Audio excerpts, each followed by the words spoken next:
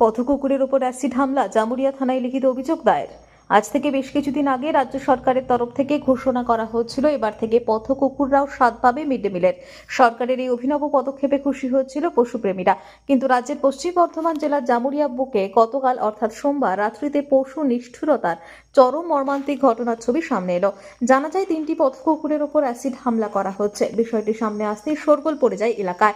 এমন নিষ্ঠুর ঘটনার সাথে কে বা কারা যুক্ত রয়েছে, এমনই প্রশ্ন তুলেছেন স্থানীয় মানুষজন। পাশাপাশি অভিযুক্তদের শাস্তির দাবিতে জামুরিয়া থানায় লিখিত অভিযোগও দায়ের করল আয়ুদার নামক এক বেসরকারি সংস্থা। স্থানীয় সূত্রে জানা গেছে, গত সোমবার রাত্রিতে জামুরিয়া বিধানসভার অন্তর্গত জামুরিয়া 5 নম্বর ওয়ার্ডে 3টি পথকুকুরের উপর কেউ বা কারা অ্যাসিড হামলা করে।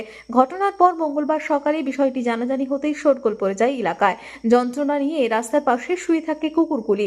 সেই করুণ ছবি স্থানীয়দের সামনে আসতেই তারা খবর দেয় আসানসোলের আয়ুদার নামক এক এনজিওকে। ঘটনাস্থলে তৎক্ষণাৎ সেই এনজিওর সদস্যরা পৌঁছে অ্যাসিড হামলায় আহত 3টি পথকুকুরকে রেস্কিউ করে নিয়ে যায়। পাশাপাশি জামুরিয়া থানাতেও লিখিত অভিযোগ দায়ের হয়।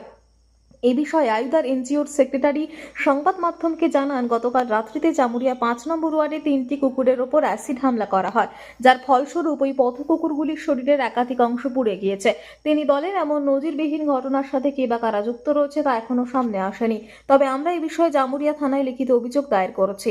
সবশেষে তিনি সাধারণের উদ্দেশ্যে একটি বার্তা দেন যে আপনারা যদি খাওয়াতে না পারছেন অন্তত মারবেন না অবলা জীবদের।